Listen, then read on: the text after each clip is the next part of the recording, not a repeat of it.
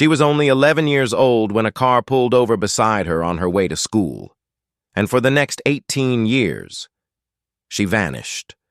But what's even more shocking is where she was found. This is the story of Jaycee Lee Dugard, the girl who disappeared, the world that forgot her, and the miracle that proved hope never truly dies. Jaycee Lee Dugard was born on May 3, 1980, in the quiet town of South Lake Tahoe, California. She was a bright, shy fifth grader who loved animals, drawing, and spending time with her mother, Terry Probin. Terry was a single mother, hardworking, loving, and protective. She and Jaycee shared a small home filled with warmth, laughter, and love. But on the morning of June 10, 1991, everything changed. Jaycee left home wearing a pink jacket and carrying her favorite butterfly backpack. She walked down the hill toward the school bus stop like every other day. The sun was bright, the street quiet, a normal morning that would soon turn into a lifelong nightmare. As she walked, a gray car pulled up beside her. A man rolled down the window. Witnesses would later recall hearing a sharp electrical sound, a stun gun. In seconds, the man, Philip Garrido, and his wife, Nancy, dragged the terrified 11-year-old into the car.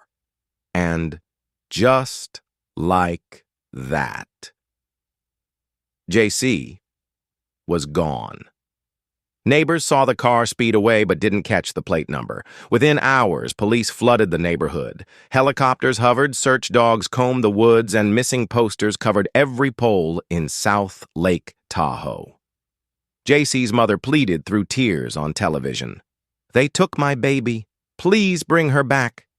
But as days turned into weeks, and weeks into months, there was nothing. No trace, no call, no hope, and no one could imagine that she was still alive, just 170 miles away. The disappearance of Jaycee Dugard gripped the nation. Her face was everywhere. Milk, cartons, television, newspapers. Investigators chased every lead, but each one faded. A sketch of the suspect was released, but nothing came from it. Police interviewed hundreds, searched nearby states, and even involved the FBI.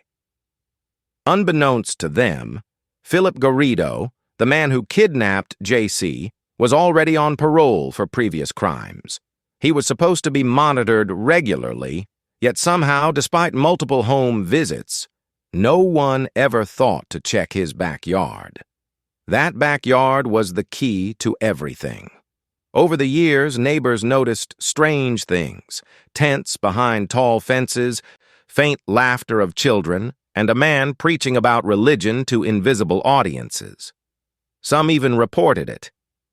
But when probation officers came by, Garrido always greeted them politely at the front door. They never looked beyond it. And behind that fence, a child was living in plain sight. Meanwhile, Jaycee's mother, Terry, refused to let go. Every year she held candlelight vigils. Every birthday she left an empty chair at the table. In interviews, she would say through tears, "I knew she was alive. I just didn't know where." Years passed. Hope became memory. But one woman's faith never wavered. For Jaycee, life behind the fence was a world of confusion and survival. The backyard in Antioch, California, hidden under tarps and surrounded by fences, became her prison. Garrido built a small compound of sheds and tents. It was cramped, cold in winter, hot in summer. Jaycee was cut off from everyone, taught to fear the world outside. He controlled her with fear, manipulation, and false promises, convincing her that the outside world was dangerous and only he could protect her.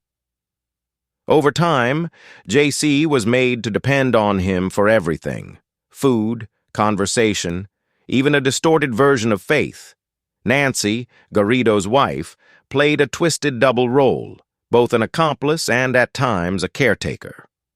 But Even in that darkness, Jaycee's inner strength began to grow. Years later, she would describe how she survived by creating her own world, caring for animals, writing in journals, and finding small pieces of peace in the chaos. During her captivity, Jaycee gave birth to 2 daughters. She raised them in the backyard compound, teaching them math, reading, and kindness, quietly building a small world of love inside the one built on control. Her survival became her act of rebellion. 18 years passed. The outside world changed. New presidents, new technology, new laws. Yet in that hidden space, time stood still. And one day, it was the voices of her daughters, curious, innocent, and unbroken, that would lead to her freedom. In August 2009, Philip Garrido walked into a University of California campus police office with 2 young girls. He claimed they were his daughters and that they wanted to organize a Christian event. The officer, Allison Jacobs, noticed something strange. The girls were quiet, shy, and avoided eye contact. Something about them didn't feel right. When Jacobs ran Garrido's background, she was stunned. He was a registered offender on parole. She alerted parole officers who called him in for questioning the next day, and this time, he brought all 3, Nancy, the 2 girls, and a quiet woman with long blonde hair who refused to make eye contact. Her name, she said softly, was Jaycee Lee Dugard. 18 years after her abduction, Jaycee had finally spoken her name again. Authorities were in disbelief. The girl who vanished in 1991 was alive and standing in front of them. When the news broke, the entire country froze. Reporters called it a miracle, and police described it as the rescue no one expected. Jaycee was reunited with her mother after nearly 2 decades. The meeting was quiet, emotional, and overwhelming. A mother's promise finally fulfilled. Jaycee Dugard's story is more than a case file. It's a lesson about strength, resilience, and the failures that must never happen again. Her captivity revealed how systems can overlook warning signs and how one small act of awareness, one person paying attention, can change everything. After her rescue, major reforms were introduced across California to strengthen supervision for parolees and improve interagency communication. But Jaycee's legacy goes beyond reform. She rebuilt her life with grace and courage, choosing healing over hatred. Through her foundation, she now supports survivors of trauma and gives hope to others who feel voiceless. In her own words, Jaycee said, "You can't change what happened to you, but you can choose how to live now." She learned to smile again, to walk freely, and to live a life that's truly hers. Her story reminds the world that freedom is not only about escaping walls, it's about finding peace within. Because no matter how long the night lasts, light always finds a way through. This is the story of Jaycee Lee Dugard, a story of survival, courage, and the power of hope. If this story touched your heart, don't forget to like this video, share it, and subscribe to Crime and Conscience, where we tell real-life stories that uncover truth, inspire strength, and remind us that every crime leaves a lesson, and every conscience has a choice.